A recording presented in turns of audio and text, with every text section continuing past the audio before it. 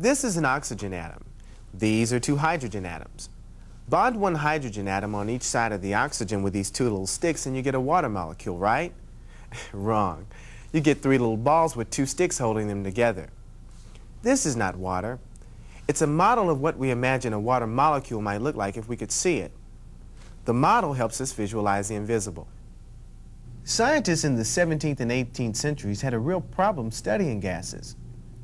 How do you study something that has no shape and fills any container you put it in? Gases are pretty mysterious stuff. Daniel Bernoulli struggled with this problem and in 1738 came up with a model that helped him understand why gases did the things they did. He imagined that a gas is not a continuous substance, but instead is made up of many tiny little particles. He then imagined that all these particles are moving around furiously, bouncing off the walls of their container. This model was later called the Kinetic Molecular Model. According to this model, a bottle of gas contains billions of these little particles.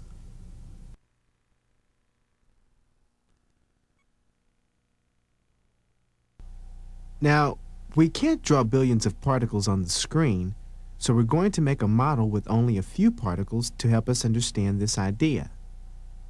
Since the particles are moving, what kind of energy do they have?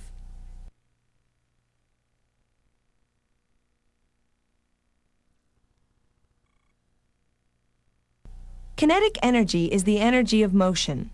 Since gas particles are moving, they have kinetic energy. Are all the particles moving at the same speed?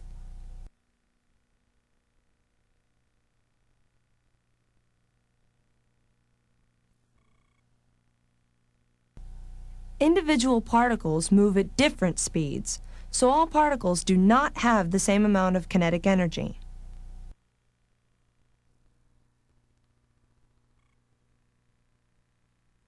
We can compare the kinetic energy of gas particles to people moving in a crowd.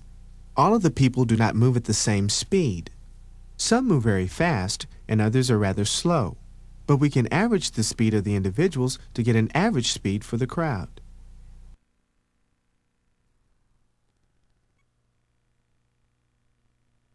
When we talk about the kinetic energy of gas particles, we use the average of the kinetic energy of the individual particles.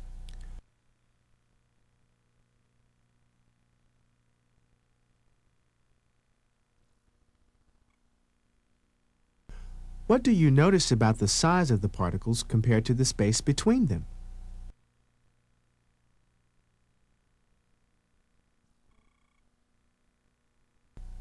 The particles are tiny and very far apart.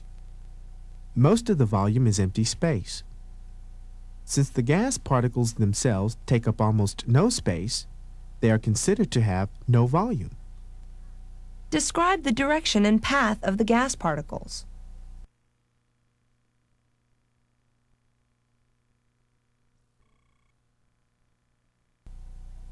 Gas particles move in random directions, but each moves in a straight path.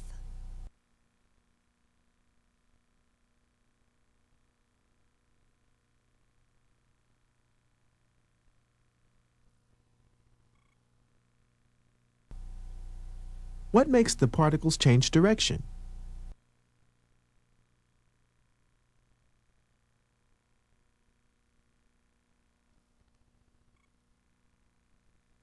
Gas particles frequently collide with the walls of the container and rebound. The collisions are elastic, which means that no kinetic energy is lost or gained by the particle.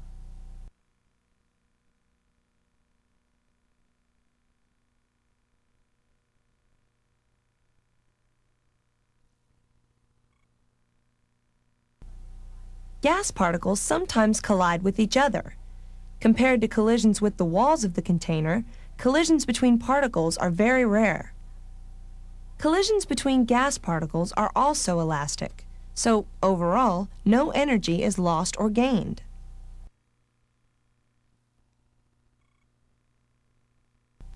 Do the gas particles attract or repel each other?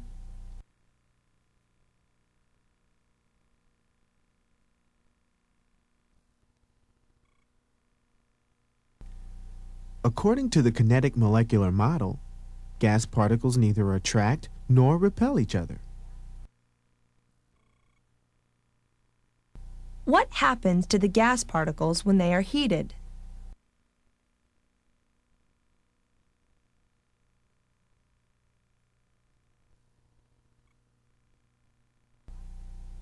As temperature rises, the particles move faster. The average kinetic energy of the particles increases. If the gas cools, the average molecular kinetic energy decreases. According to the Kinetic Molecular Model, temperature is a measure of average molecular kinetic energy.